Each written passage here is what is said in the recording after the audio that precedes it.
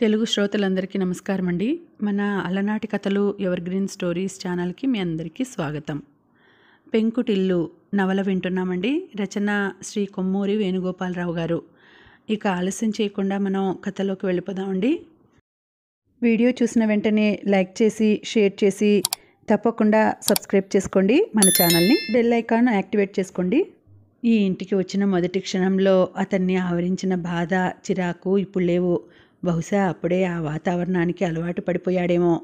ఈ ఇంట్లో ఎలా ఉండటమా అన్న ఆందోళన కన్నా ఈ ఇల్లు బాగుండేటట్లు ఎలా చేసుకోవటం అన్నది ఇప్పుడు తన హృదయంలో స్థానం ఆక్రమించుకొని కూర్చుంది.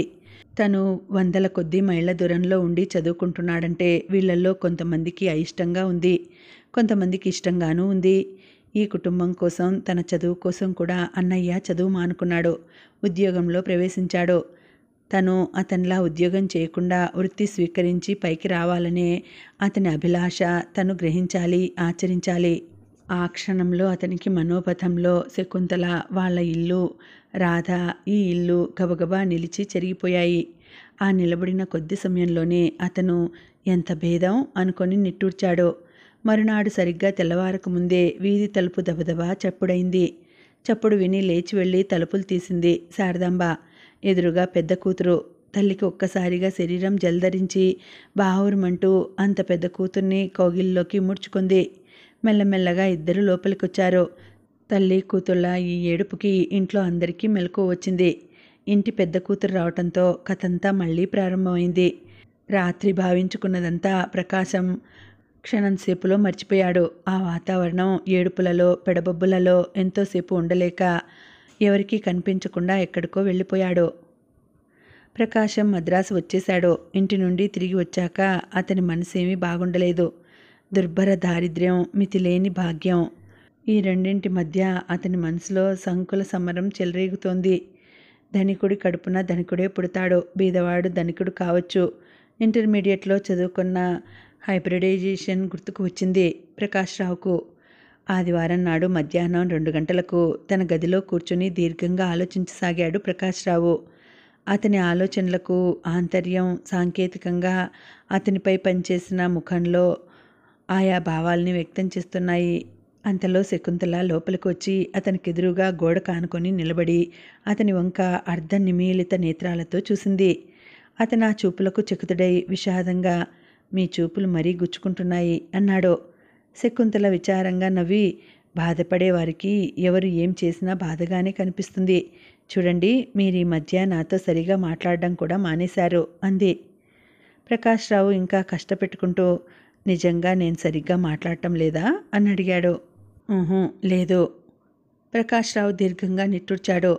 "అంతేకాదు, పూర్వం 11 గంటల దాకా చదువుకునేవారు. ఇప్పుడు 12 దాకా లైటు వెలుగుతుందన్న మాటే గాని మీ ముందు పుస్తకమే ఉండదు." "ఉండదు" అని గొనుక్కున్నాడు ప్రకాశ్రావు. "ఏమిటి మీ బాధ?" కొంచెం ఆగి ప్రకాశ్రావు అన్నాడు. "నా విషయాలన్నీ మీకు చెప్పానా?" "అంటే?" "మా విషయాలు." "లేదే." "అవును, నేనిన్నాళ్ళు అభిమానంతో బాధపడ్డాను. హృదయపూర్వకంగా ఏ ఒక్క వ్యక్తికి అయినా నా మనస్తాపాన్ని, నా అంతరంగాన్ని విపులంగా చెప్పలేదు. ఈ నిమిషంలో నా మనసులో చెలరేగుతున్న సంక్షోభం అంతా మీ ముందు చెప్పాలని ఉంది. కూర్చోండి." శకుంతల చాప మీద కూర్చొని వింటోంది. నిజంగా ఆ క్షణంలో ఆమె అంటే ఒక అవ్యాజమైన అనురాగం, ప్రేమ కలిగాయి ప్రకాశ్రావుకి. ఆమె దగ్గర ఒక్క రహస్యం కానీ, ఒక్క విషయం కానీ దాచుకోవాలని అనిపించలేదు అతనికి. ఆమెకు చెబుతున్నప్పుడు ఎంతో నిశ్చింతను, సంతాపాన్ని కూడా పొందగలిగాడతను. పూసగుచ్చినట్లు తమ పరిస్థితి అంతా విశదీకరించాడు. "మా అన్నయ్య, నాన్న, అమ్మ, వయసులో ఉన్న పిల్ల రాధ, కుంటి తమ్ముడు, ఆ బీరాల ముసలమ్మ. ఎలా గడుస్తుంది సంసారం? వీళ్ళంతా జీవితం ఎలా గడుపుకొస్తారు? జీవితంలో వీళ్ళు ఎలా సుఖాన్ని చవిచూడగలుగుతారు?" వింటోన్న శకుంతల కళ్ళు అశ్రువులతో నిండిపోయాయి.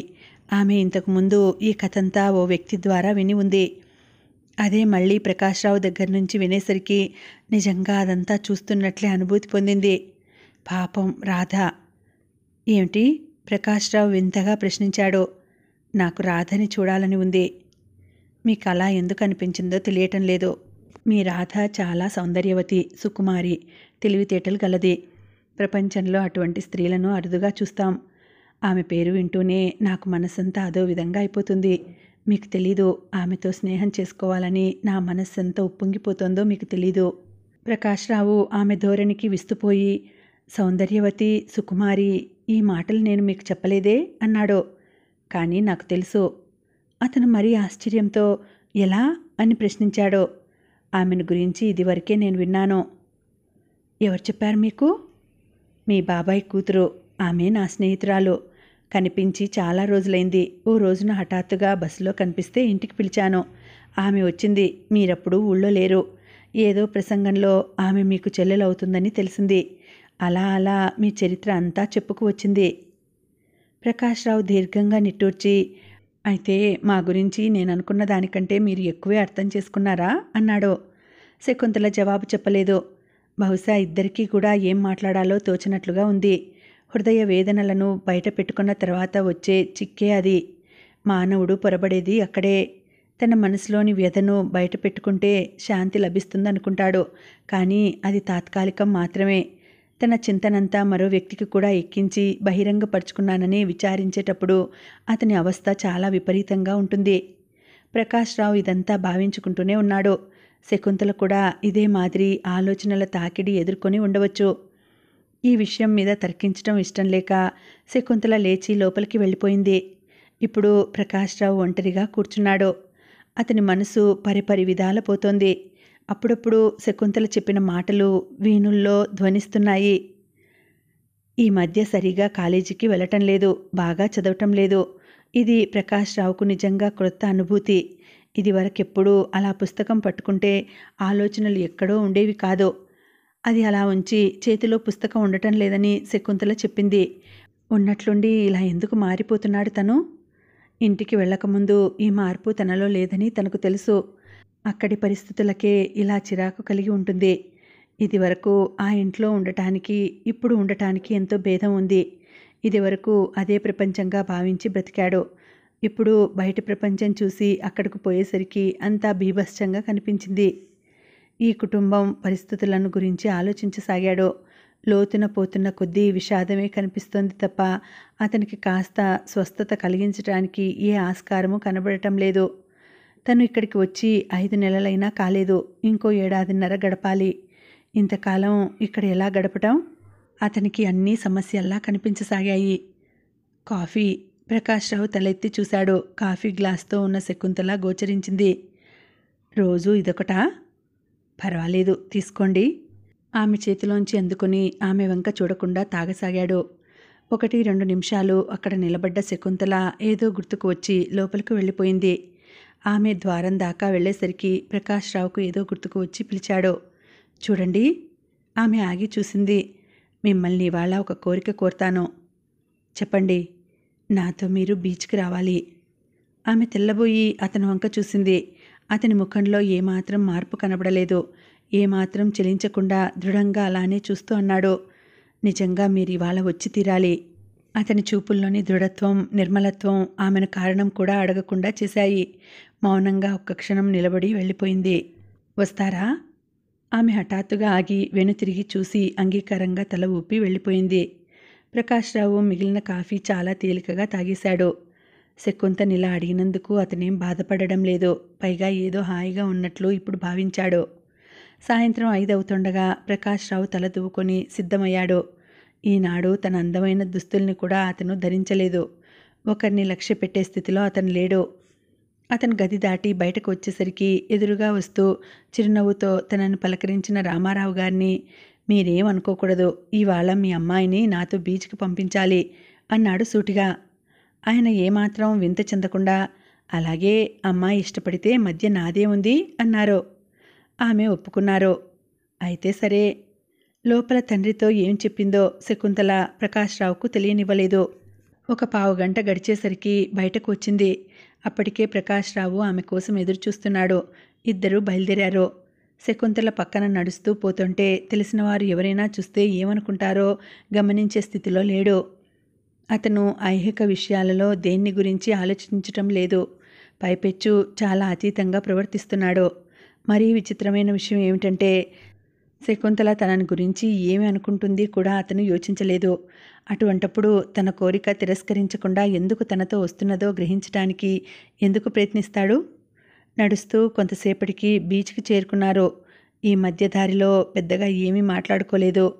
ప్రక్కన ఒక యువతితో నడుస్తున్నానని తప్ప ఎవరెట్లా పోతోంది గమనించే స్థితిలో లేని ప్రకాశ్రావు ఏకాంతంగా ఉండే ప్రదేశాన్ని వెతుక్కోవటంలో చాలా తెలివి కనపరిచాడు. ఇద్దరూ కూర్చున్నాక 5 నిమిషాలు మౌనంగా గడిచాయి. నాకు జీవితం మీద విరక్తి పుడుతోంది, అతను హఠాత్తుగా అన్నాడు. సముద్రపు ఘోషను శ్రద్ధగా వింటున్న శకుంతల ఈ మాటలు ఎక్కడి నుంచో వినిపించినట్లుగా తోచగా ఏమిటన్నారు అంది. ప్రకాశ్రావు తిరిగి అదే వాక్యాన్ని నాకు జీవితం మీద విరక్తి పుడుతోంది అని పలికాడు. జీవితం మీద విరక్తి పుట్టినందుకు కారణం? ఆశ. అయితే మీ ప్రశ్నకు సమాధానం నిరాశ. మీరు చాలా వింతగా మాట్లాడుతున్నారు. ప్రకాష్ బాబు, మీకెందులో నిరాశ కనిపించింది? అంతగా నిరాశ కలగడానికి కారణం ఏమిటి చెప్పండి, వింటాను. అతను వెర్రిగా నవ్వి అన్నాడు. మీ ప్రశ్నకు సూటిగా జవాబు చెప్పలేకపోవచ్చు, కానీ ఏ విషయం గురించి ఆలోచించినా నాకు భవిష్యత్తు కనపడటం లేదు. మిగిలిన జీవితం అంతా ఎడారిలా కనిపిస్తోంది. ఆ ఎడారిలో నడవటానికి నాకు భయంగా ఉంది. ఈ ధోరణికి వింతపడుతూ శకుంతల అతని కళ్ళల్లోకి చూస్తోంది.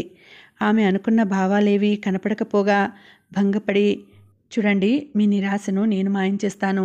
వారం రోజులు నేను చెప్పినట్లు నడవండి. ప్రకాశ్రావు ఆమె మాటలు వినటానికి ప్రయత్నిస్తున్నట్లుగా లేదు. దూరంగా కదులుతున్న కెరటాల వైపు చూస్తూ అంతా విచిత్రంగా కనపడుతోంది అని గొణిగాడు అస్పష్టంగా. ఏం? అతను తాపీగా అన్నాడు. నేనసలు మద్రాసులో చదవటానికి రావటం, మీ ఇంట్లో చేరటం, ఈ వింత బ్రతుకు బ్రతకటం. శకుంతల అతని వంక అనుమానంగా చూసింది. అతని ఈ విచిత్ర వాలకం ఆమెకు అగమ్య గోచరంగా ఉంది. ఇతనితో ఇక్కడికి రాకపోయినా బాగుండేదని ఆమె ఇప్పుడిప్పుడు అనుకోసాగింది. ఇంతలో అతను హఠాత్తుగా అన్నాడు. ఈరోజు మిమ్మల్ని ఏ ప్రశ్న అయినా సరే అడిగే అధికారం నాకిస్తారా? ఆమె తెల్లబోయి, అంటే అని అడిగింది ఆమె. మిమ్మల్ని మీకు ఎటువంటి ఇష్టం లేని ప్రశ్న వేసినా కోపగించుకోకూడదు. కోపం అనేది వద్దంటే రాకుండా మానుతుందా ఏమిటి? ప్రకాశ్రావు ఒకసారి నిశితంగా ఆమె వదనంలోకి చూశాడు. ఆ వదనంలో దోబూచులాడుతున్న భావాలని గ్రహించడానికి అతను ప్రయత్నించలేదు. అలాగే చూస్తూ అడిగాడు. పెళ్ళెప్పుడు చేసుకుంటారు? ఆమె అసహ్యంతో చూపులు ప్రక్కకి తిప్పుకుంది. అతని చూపుల్ని భరించటం ఎంత కష్టంగా ఉందో మాటల్ని కూడా భరించటం అంతే కష్టంగా ఉంది. జవాబు చెప్పటం ఇష్టం లేదా? కాదు, ఆమె విసురుగా జవాబిచ్చింది. నా ఇష్టం వచ్చినప్పుడు చేసుకుంటాను. ఎటువంటి వ్యక్తిని చేసుకుంటారు? మనసుకి నచ్చిన వాణ్ణి. ఆమె సూటి జవాబు విని అతను మౌనంగా ఊరుకొన్నాడు. తర్వాత ఏదో తోచి అన్నాడు. అవును, మీకు అన్ని విషయాలలోనూ స్వతంత్రం ఉంది. మీకు నచ్చిన వాడిని చేసుకుంటారు. కానీ రాధ అలా కాదు. ఆమె మనసుకు నచ్చినవాడు ఆమెకు లభించడు. ఎంతకాలానికి పెళ్లి కాకపోతే పెద్దవాళ్ళు చివరికి ఎవరికో ముడిపెట్టేస్తారు. ఎంత తేడా అన్నాడు. మీరో? కోపంతో మండిపోతూ గుచ్చి అతని వైపు చూస్తూ ప్రశ్నించింది శకుంతల. నేనా అని ప్రకాశ్రావు నేనసలు పెళ్లి చేసుకోను అన్నాడు. ఎందుకో? నాకేముంది, నేను బీదవాణ్ణి, తెలివి తక్కువ వాడిని. చూసి నన్ను ఎవరు పెళ్లి చేసుకుంటారు?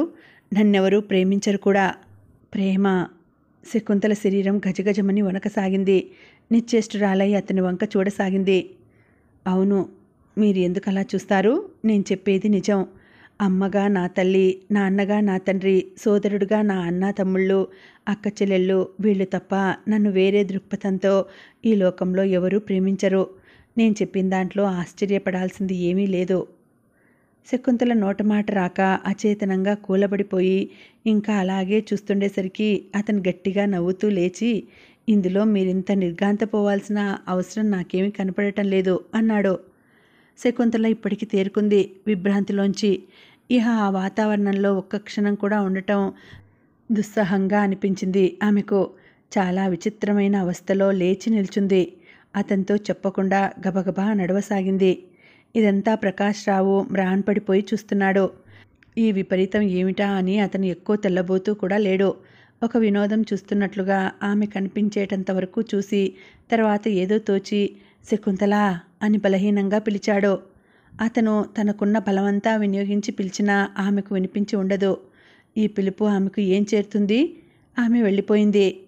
ప్రకాశ్రావు మౌనంగా ఇసుకలో పడుకున్నాడు. క్రమక్రమంగా చీకటి పడసాగింది. అతను బాహ్య ప్రపంచాన్ని పరిశీలించటం లేదు. మత్తుగా కునికిపాట్లు పడుతూ అప్పుడప్పుడు తనలో తాను ఏదో గొనుక్కోసాగాడు. క్రమక్రమంగా బీచ్ అంతా నిర్మానుష్యమైంది. ప్రకాశ్రావు వెల్లికిలా పడుకొని ఆ నక్షత్రాలని చూస్తున్నాడు. అతనికిప్పుడు ఎంతో హాయిగా ఉన్నట్లుంది. ఇక్కడ ఎంత బాగుంది. ఇక్కడ ఏ బాధలు లేవు, ఏ చింత లేదు. తను ఇలా ఎందుకు పడుకున్నాడని కూడా ఎవరూ అడగరు. ఎంత బాగుంది. అలా ఎంతసేపు? హఠాత్తుగా అతనికి జ్ఞానోదయం కలిగినట్లయి అతని ఆలోచనలకు భంగం కలిగించింది. ఏమిటి? ఏం జరిగింది? ఇక్కడ ఇలా ఒంటరిగా ఎందుకు పడుకున్నాను? చప్పున లేచి నిలబడి చుట్టూరా చూశాడు. భయం వేసింది. దగ్గరలో ఎవరూ లేరు కూడా గావును. తేరుకొని ఒకసారి బట్టలు దులుపుకొని నడవసాగాడు. ఆలోచించి సతమతమైపోయిన అతని బుర్ర అలసిపోయి ఆలోచించటం కూడా మానివేసింది. రోడ్డు మీద పడి ఒక ప్రక్కగా తాగినవాడిలా తూలుకుంటూ నడవసాగాడు. అప్పుడప్పుడు మాత్రం హఠాత్తుగా ఆగిపోయి, ప్రకాశ్రావు అనేవాడు ఇప్పుడు ఈ రాత్రి సమయంలో ఇలా రోడ్డు వెంటపడి నడిచే మాట నిజమేనా? భలే అనుకోసాగాడు.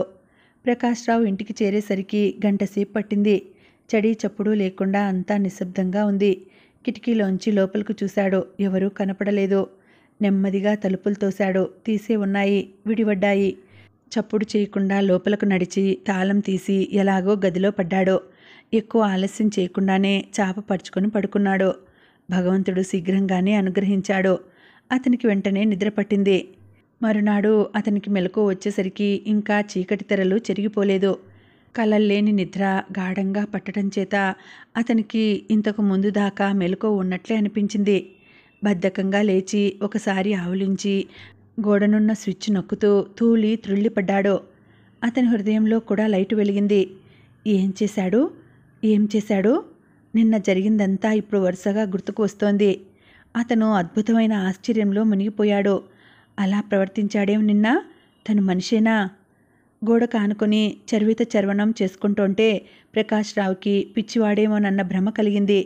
నిన్నటి తను ప్రవర్తనను ఇవాళ ప్రేక్షకుడిగా నిలబడి చూడగలుగుతున్నాడు. ఉన్మాదుని ప్రవర్తనకు తన ప్రవర్తనకు ఏమాత్రం తేడా లేదు.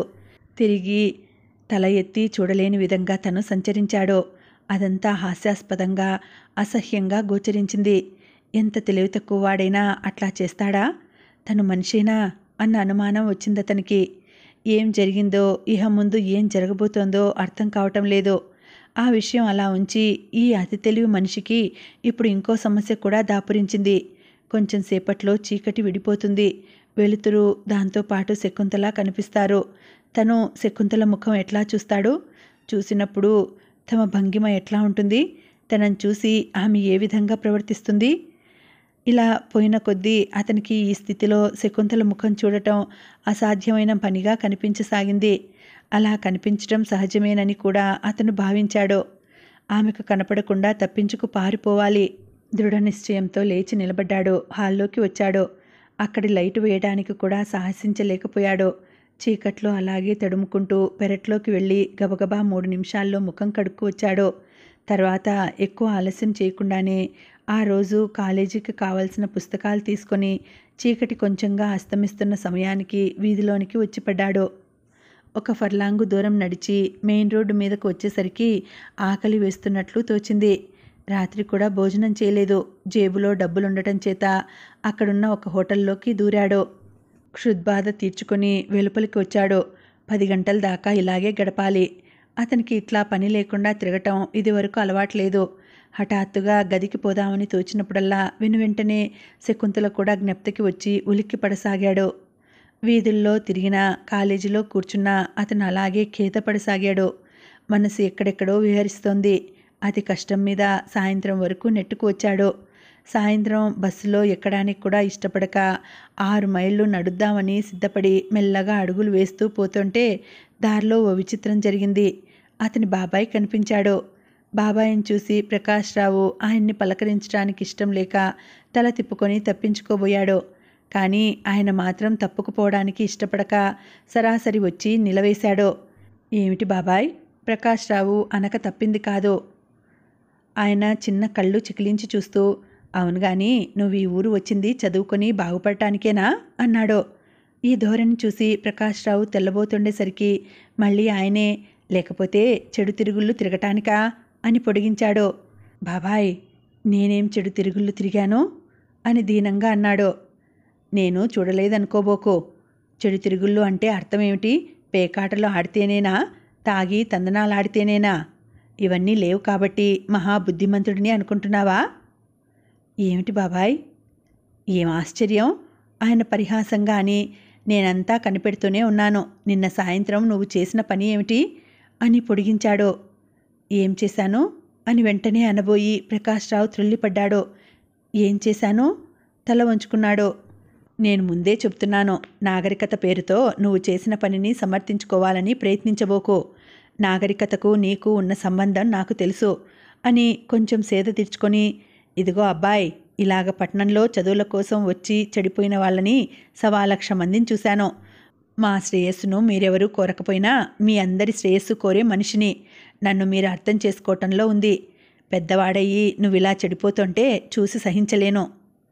డబ్బు కావాలంటే నా దగ్గరకు వస్తూ ఉండు, కానీ ఇంకా ఇలాగే చేశావా మీ ఇంట్లో ఈ విషయాలన్నీ తెలియపరచడం అనేది తథ్యం అని ఆయన ప్రకాశ్రావు జవాబు కోసం అయినా చూడకుండా విసవిసా నడిచి వెళ్ళిపోయాడు. ప్రకాశ్రావు స్తబ్దుడైపోయి ఒక్క క్షణం సేపు అలానే నిలబడిపోయాడు. మా శ్రేయస్సు నువ్వు ఈ విషయంలో కోరుతున్నావా అని అతను ప్రశ్నిద్దాం అనుకున్నాడు. కానీ ఏదీ చెప్పకముందే తారాజువ్వలా ఆయన వెళ్ళిపోయాడాయే. ఒకసారి తల పంకించి ప్రకాశ్రావు తిరిగి నడవసాగాడు. మనసులో సంక్షోభం మరీ ఎక్కువైపోయి కాస్త విశ్రాంతి లభిస్తే బాగుండును అని అతను అనుకోవటం ప్రారంభించాక గదికి పోయి తీరాలనిపించింది.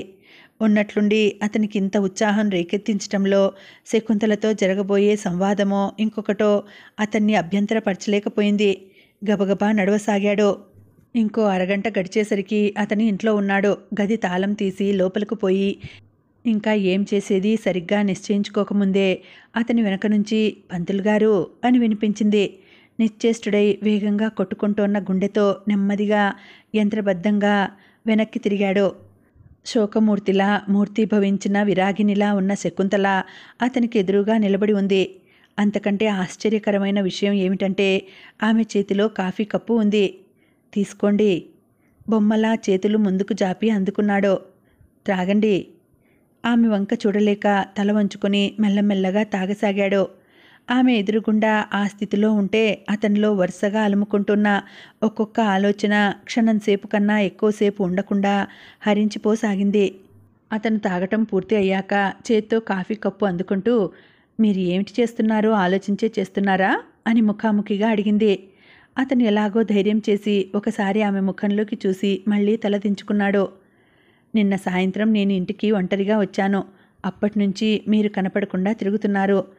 అయితే ఒక్కసారి కూడా మా నాన్నగారి ముందు నా స్థితి ఎలా ఉంటుందో ఒక్కసారైనా యోచించారా? ఆయనతో నేను ఏం చెప్పుకోవలసి వస్తుందో ఒక్కసారైనా ఆలోచించి చూశారా? ప్రకాశ్రావు ఈసారి ఉద్వేగం ఆపుకోలేక భరించరాని బాధతో ఆమె కేసి చూస్తూ, క్షమించండి, క్షమించండి, క్షమించండి అన్నాడు. తర్వాత మెత్తబడిపోయి గాద్గదికంగా, నిజమే, మీరు నన్ను నిజంగా క్షమించాలి. తెలివి తక్కువ వాడిని. నిన్నటి నుంచి ఎన్నో తప్పులు చేశాను. మీకు ఎంతో బాధ కలిగించాను. మీ మనసుని కల్లోలపరిచాను అన్నాడు. శకుంతల ఆశ్చర్యంగా అతని వంక చూస్తోంది. చూడండి, నేను చాలా బలహీనుణ్ణి. ఎక్కువ సంతోషం వచ్చినా దుఃఖం వచ్చినా కూడా ఓపలేను. ఆ స్థితిలో నిజంగా పిచ్చివాడిలా ప్రవర్తిస్తాను. మా ఇంటి పరిస్థితులు అవి నిన్న ఆలోచించుకోవటం, మన సంభాషణ నన్ను మరీ విషాదపు లోతుల్లోకి తీసుకుపోయాయి. దాంతో మరీ అసందర్భంగా ప్రవర్తించాను. ఇవాళ ఉదయం నుంచి నా ప్రవర్తనకు నేనే సిగ్గుపడుతూ మీకు మొహం చూపించడం ఎలానా అని తప్పించుకు తిరుగుతున్నాను అంతే. విషాదపు ఛాయలతో ఎండిపోయిన అతని ముఖంలోకి నిశితంగా చూస్తూ శకుంతల, మీరు ఎంతసేపు మీ బాధే తప్ప అవతలి వాళ్ళ బాధలు పట్టించుకోరు. అందుచేతనే ఇవాళ ఇలా చేశారు. ఈ విషయం ఒప్పుకోండి అంది. కొద్ది క్షణాలు మౌనంగా గడిచిపోయాక ప్రకాశ్రావు మ్లానవదనంతో, నా సందేహం తీర్చండి. నిజంగా నిన్న నేను మరీ హేయంగా ప్రవర్తించానా? ఆమె జవాబు చెప్పలేక మౌనమే ధరించేసరికి, మీ మౌనమే జవాబు చెబుతోంది. నిజమే, అందుకనే బాబాయి అలా అన్నాడు అని అతనే అన్నాడు. శకుంతల ఆశ్చర్యంతో, మీ బాబాయా? ఏమిటన్నారు అంది. ప్రకాశ్రావు ఈ ప్రశ్నకు జవాబు చెప్పకుండా, ఏమీ లేదు, ఏమీ లేదు అని ముక్తసరిగా తప్పించుకొని, మీరింకేమీ అనుకోకపోతే ఈ వేళంతా నేను ఒంటరిగా గడపాలనుకున్నాను. కారణం మరేమీ లేదు. పరిపూర్ణ విశ్రాంతి కోసం. దయ ఉంచి మీరు అని అర్థోక్తిలో ఆగిపోయాడు. శకుంతల తల వంచుకొని అక్కడి నుంచి నిశ్శబ్దంగా నడిచి వెళ్ళిపోయింది. ఒకరోజు ఉదయం నారాయణ నేల మీద మోకాళ్ల మీద కూర్చుని అరుగుకి ఆనించి ఉన్న సైకిల్ను పాతగుడ్డతో శుభ్రంగా తుడుస్తున్నాడు. ఏళ్లు ముదిరి కీళ్లు సడలిన ఆ సైకిల్ను పై మెరుగుగా ఉండేటట్లు చేద్దామనుకుంటున్నాడేమో. యథాలాపంగా బయటకు వచ్చిన రాధ ఆ దృశ్యాన్ని చూసి నవ్వుతూ, చాలా శ్రమపడుతున్నావే అన్నాయ్ అంది. తప్పుతుందా చెల్లి? ఎవరి బిడ్డల్ని వారు సాక్కోవద్దా? రాధ ఇంకా నవ్వుతూ, కొంతమంది రాలుగాయి పిల్లలుంటారు సుమా అన్నాయ్. ఎంత బాగు చేద్దామని ప్రయత్నించినా బాగుపడరు అంది. అనుభవం ఉన్న పనివాడిలాగా నారాయణ పట్టకారుతో వదులుగా ఉన్న నట్లను బిగించి వేస్తూ, ఉన్నమాట పలికావు రాధా అన్నాడు. రాధ మాట్లాడకుండా అన్నగారు కష్టపడటం చూస్తూ నిల్చుంది. అతను పూర్తిగా ఎండలో ఉన్నాడు. పడుతున్న శ్రమ కొంత, ఎండ వేడిమికి కొంత. అతని శరీరం అంతా చెమట్లు చిమ్ముతోంది. ఒక పావుగంట గడిచేసరికి నారాయణ ఉస్సూరుమంటూ లేచి చేతులు దులుపుకుంటూ, ఇంకో వారం రోజుల దాకా దీని బ్రతుకు పర్వాలేదు అని గ్యారెంటీ ఇచ్చాడు. దినదినగండం నూరేళ్ళు అని రాధ మిగిలిన వాక్యం పూర్తి చేయకుండా, అన్నగారికి ముఖం కూడా చూపించకుండా చకచకా లోపలకు వెళ్ళిపోయింది. చెల్లెలి మాటలు వింతగా ధ్వనించగా నారాయణ వాటిని గురించి లోపలే తర్కించుకుంటూ లోపలికి నడిచాడు. స్నానం, భోజనం వగైరాలు పూర్తి చేసుకుని నారాయణ 10 గంటలకు సైకిల్ మీద బ్యాంకుకి వెళ్ళిపోయాడు. కొడుకుతో పాటు భోజనం ముగించిన చిదంబరం పేకాట గదిలో ఒంటరిగా గోడ కానుకొని కూర్చొని ఏదో ఆలోచిస్తున్నాడు. అతని ఆలోచన తీవ్రంగా ఉన్నదని వ్యక్తపరుస్తున్నట్లుగా చేతిలోని చుట్ట నోట్లో పెట్టుకున్నప్పుడు గుప్పు గుప్పుమని పొగలు విరజిమ్ముతోంది. రాధ బయటకు వచ్చి అరుగు మీద నిల్చొని అటూ ఇటూ ఉన్న ఖాళీ ప్రదేశం వంక చూస్తూ నిలబడింది. కొద్ది రోజుల క్రితం ఎడంవైపు ఉన్న స్థలంలో 2 పూల మొక్కలు నాటింది. అవి ఎండిపోకుండా కలకల్లాడుతూ ఆమెకు నేత్రానందాన్ని ఇస్తున్నాయి. చాపల్యం కొద్దీ 2-3 పూల మొక్కల్ని వేసినా ఆమె వాటితో సంతృప్తి పడిపోలేదు.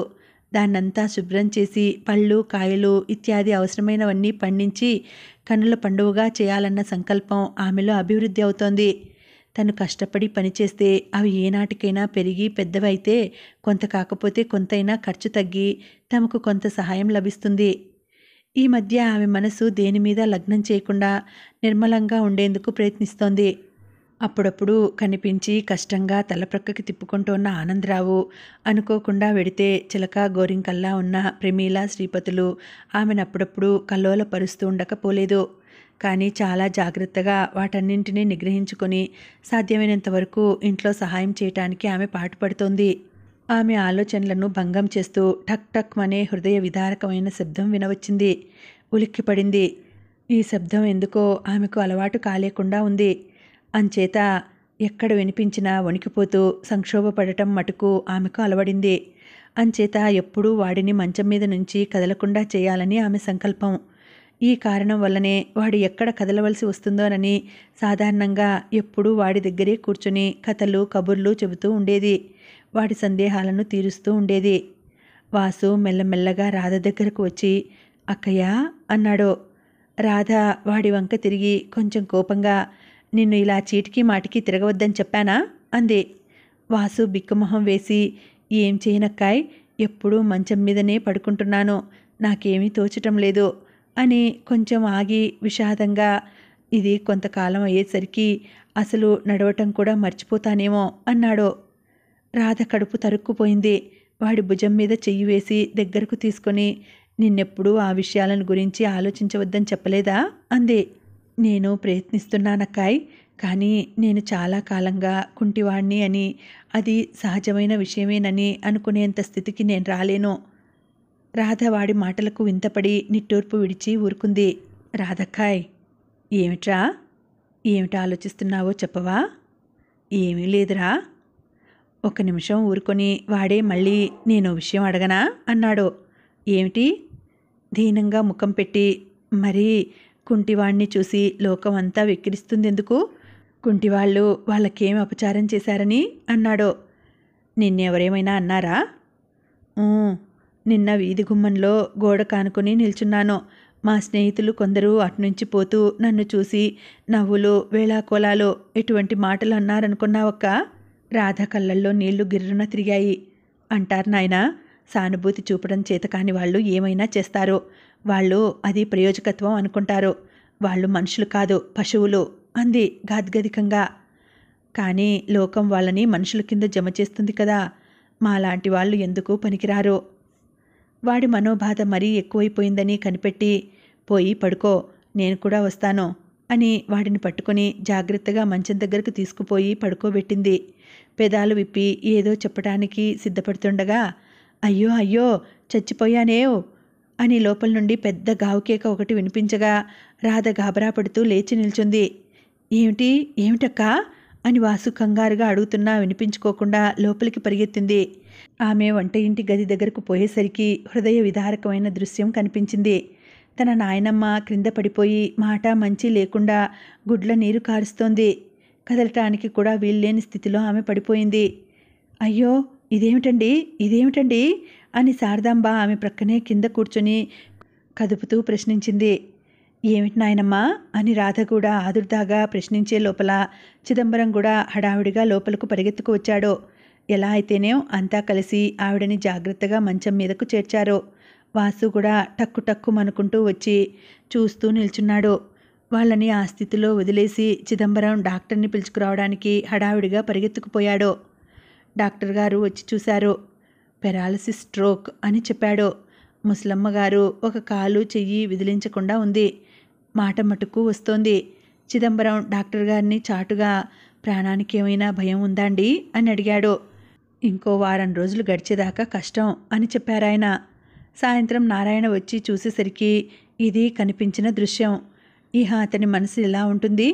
ఆవిడ ఇన్నాళ్ళు రోగం రొస్టు లేకుండా బ్రతికింది. అలాగే దాటిపోవాలనుకుంది కూడా. కాలం ఒక కాలు చెయ్యి పడిపోయి మంచం మీదనే బ్రతకమంది.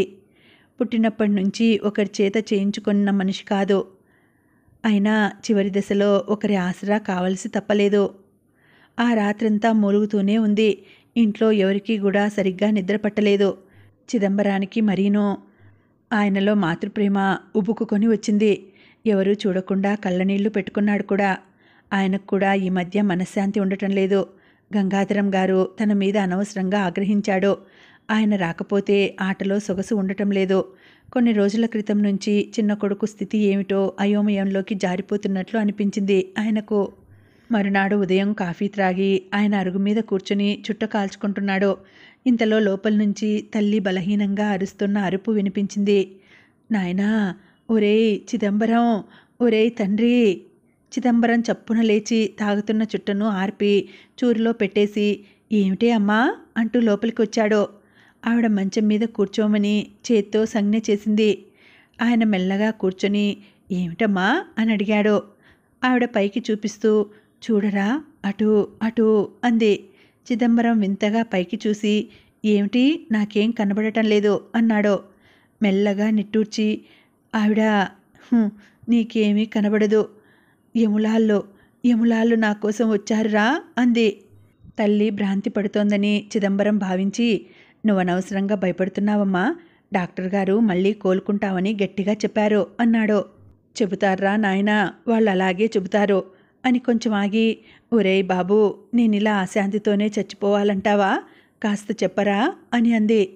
ఆయన దిగులుగా, అబ్బా, ఆ మాటను అనవద్దని చెప్పానా? ఇహ అశాంతి విషయం అంటావా? నీకంత అశాంతి ఏమొచ్చిందో చెప్పు అన్నాడు. పెళ్ళిరా, పెళ్ళి. ఓహో, నారాయణదా? అని మూలిగినట్లుగా అని ఆవిడ మళ్ళీ ఇలాగ అంది. నాకు 2 కొడుకులన్నమాట ఎప్పుడూ మర్చిపోయాను. ఈ అవసాన దశలో మళ్ళీ వాణ్ణి చూడాలనిపిస్తోంది. ఆ విషయం అలా ఉంచి నిన్నే నేను అన్ని విధాలా నమ్ముకున్నాను కదా. నీ పిల్లలంతా నా మనమలు మనవరాళ్ళు. ఎలాగోలా పెద్ద మనవరాలి పెళ్ళి చూడగలిగాను. పెద్ద మనవడు కూడా ఓ పిల్ల మెళ్ళో 3 ముళ్ళు వేస్తుంటే చూడకుండానే ఎలా చచ్చిపోయేదిరా? ఏది నీ చెయ్యి ఏది అని ఆయాసపడింది. చిదంబరం తన చేతిని ఆవిడ ఆరోగ్యంగా ఉన్న కుడి చేతిలో ఉంచాడు. ఆవిడ బలహీనంగా నొక్కుతూ, నాయనా, కన్న కొడుకైనా నిన్ను వేడుకుంటున్నాను, ఇవి చేతులు కాదనుకో అంటూ దుఃఖంతో ఆవిడ గొంతు పూడుకుపోయింది. మళ్ళీ ఎలాగో పెగుల్చుకొని నేనింకా ఎన్ని రోజులో బ్రతకనో, నిన్ను ఇంకేమీ అడగనో, ఈ ఒక్క కోరిక తీర్చరా అని చెబుతుంటే ఆవిడ కళ్ళ నుంచి నీరు ధారగా ప్రవహించింది. ఆ దృశ్యం చూస్తుంటే చిదంబరం కడుపులో కెలికినట్టయింది. తను అంత అసమర్థుడా? ఆ స్థితిలో తల్లి కోరుతున్న కోరిక తీర్చలేడా? అలాగే అమ్మా అని యువతలకు వచ్చి శారదాంబ దగ్గరకు పోయాడో. ఆమె వంటింట్లో పని చేసుకుంటోంది. 1 నిమిషం పని ఆపి నాతో మాట్లాడేందుకు నీకు తీరిక ఉందా అన్నాడో. ఆమె తెల్లబోయి వెనక్కి తిరిగి భర్తను చూసి ఒక పక్కకు తొలుగుతూ చెప్పండి అంది. చూడసలు అనకూడదు గాని ఆవిడ రేపో మాపో అనేట్టుగా ఉందా? ఈ సమయంలో ఆవిడ కోరిక తీర్చాలంటావా? ఎందుకు కాదు? ఎందుకు కాదు అనగానే సరిపోయిందా? అది చేతల్లో చూపించాలి. వాడేమో నా మాట అస్సలు వినడాయే అని కొంచెం ఖేదంగా, ఈ ఇంట్లో నా స్థితి అలా ఉంది. ఒక్క పని చేయటానికి, ఒక్క అధికారం చెలాయించడానికి నాకు అర్హత లేదు. చూడు, నారాయణ పెళ్లి చూద్దామని మరీ కుతూహలపడుతోంది. ఇప్పుడు కూడా పెళ్లి చేసుకోకపోతే ఎలా చెప్పు అని సానునయంగా వాక్యం ముగించాడో. శారదాంబ మాట్లాడలేదు. నాతో మాట్లాడడానికి వాడికి ఇష్టంగా ఉన్నట్లు లేదు. బాధ్యత అంతా నీ మీద పెడుతున్నాను. ఏం చేస్తావో ఏమో, వాడిని ఒప్పించే భారం నీది అంటూ ఆయన అక్కడి నుంచి పేకగదిలోకి నిష్క్రమించాడు.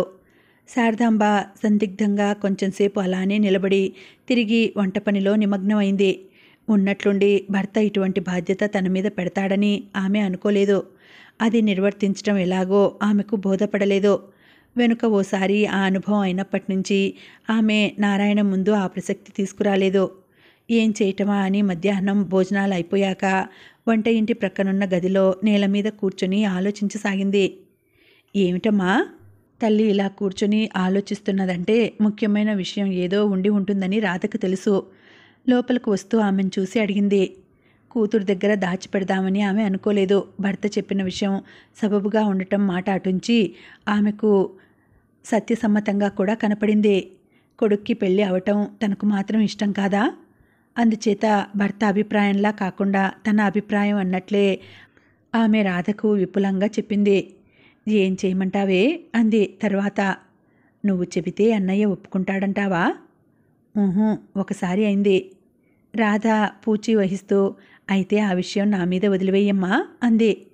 తల్లి సంతోషం నిండిన కళ్ళతో కూతురు వంక చూస్తూ నిజంగానా అంది. నిజం, అన్నయ్యని నేను ఒప్పిస్తాను. శారదాంబకు కూతుర్ని ముద్దు పెట్టుకోవాలనిపించింది. కానీ తన విషయం బొత్తిగా విస్మరించి అన్నగారి వివాహం కోసం ఉబలాట పడుతున్న ఆ అమాయకురాలి కుతూహలం చూసి ఆమె హృదయం ద్రవీభూతమైంది. జాలిగా చూస్తూ నాకు నిద్ర వస్తోంది, నువ్వు పోయి కాసేపు పడుకోమ్మా అంది. ఆ సాయంత్రం అన్నగారిని అంగీకరింప చేయటమే ముఖ్యమైన పనిగా పెట్టుకుంది రాధ. అతను ఒంటరిగా గదిలో కూర్చున్నప్పుడు కాఫీ తీసుకొని వెళ్ళి ఇస్తూ నీతో కొంచెం మాట్లాడాలి అన్నాయ్ అంది.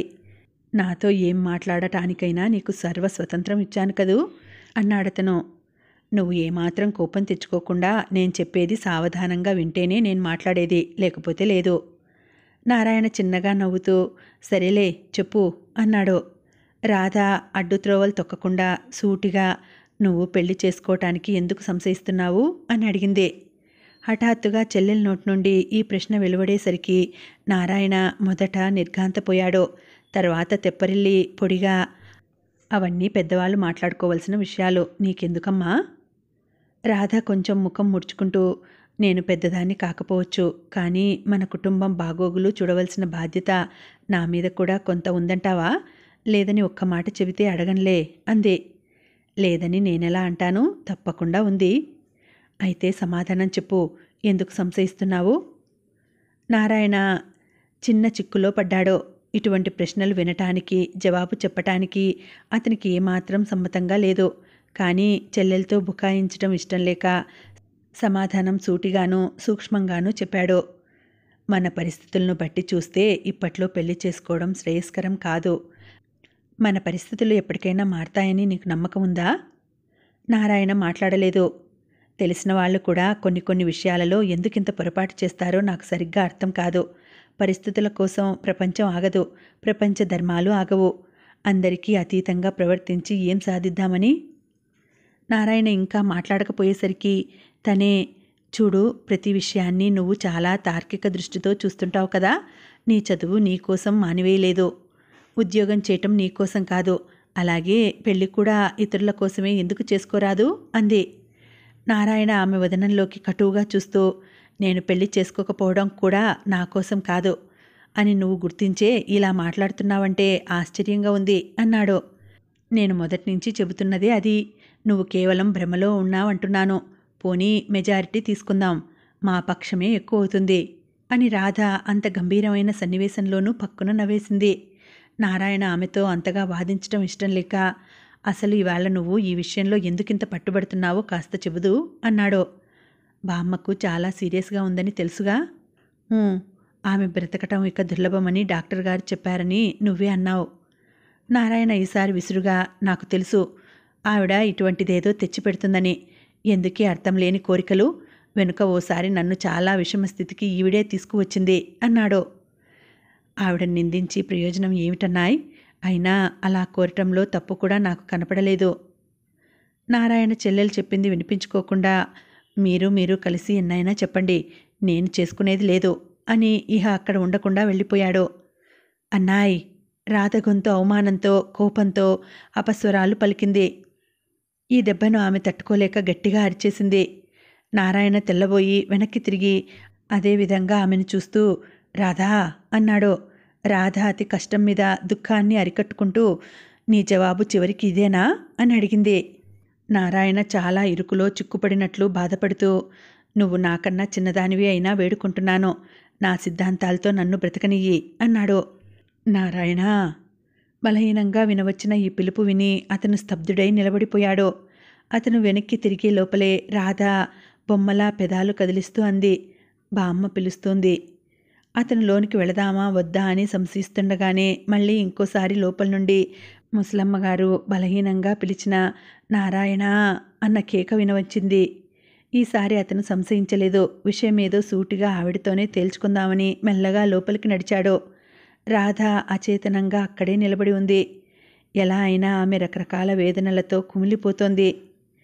అన్నగారు తన మాట కాదంటాడని ఆమె ఎప్పటికీ తలపోయలేదు. ఒక విధమైన ఆత్మవిశ్వాసంతోనే అతనితో సంభాషణకు తలపడింది. ఒక పావుగంట గడిచేసరికి నారాయణ చలనం లేనట్లు యువతలకు వచ్చాడు. అతని ముఖం పాలిపోయి ఉంది. నుదుటి మీద అక్కడక్కడ స్వేద బిందువులు మెరుస్తున్నాయి. అన్నాయ్, రాధ పిలిచింది. ఆ పిలుపులో అర్థం చేసుకున్న వారికి ఎన్నో భావాలు ధ్వనిస్తాయి. నారాయణ ఒకసారి ఆమె వంక మౌనంగా చూసి ఊరుకున్నాడు. ఏమిటి? నారాయణ ఈసారి పెదాలు కదిలించాడు. నేను మనిషినే విషాదంగా అన్నాడు. రాధ అతని వంక ఆశ్చర్యంగా చూస్తోంది. అందుకనే కొంచెం ఆగి వణుకుతూ అన్నాడు, పెళ్లి చేసుకునేందుకు నిశ్చయించుకున్నాను. ఇంకా ఉందండి, కథ కొనసాగుతుంది. మళ్ళీ వచ్చే వీడియోలో తర్వాతి భాగం వినేద్దామండి. అంతవరకు సెలవు. నమస్తే.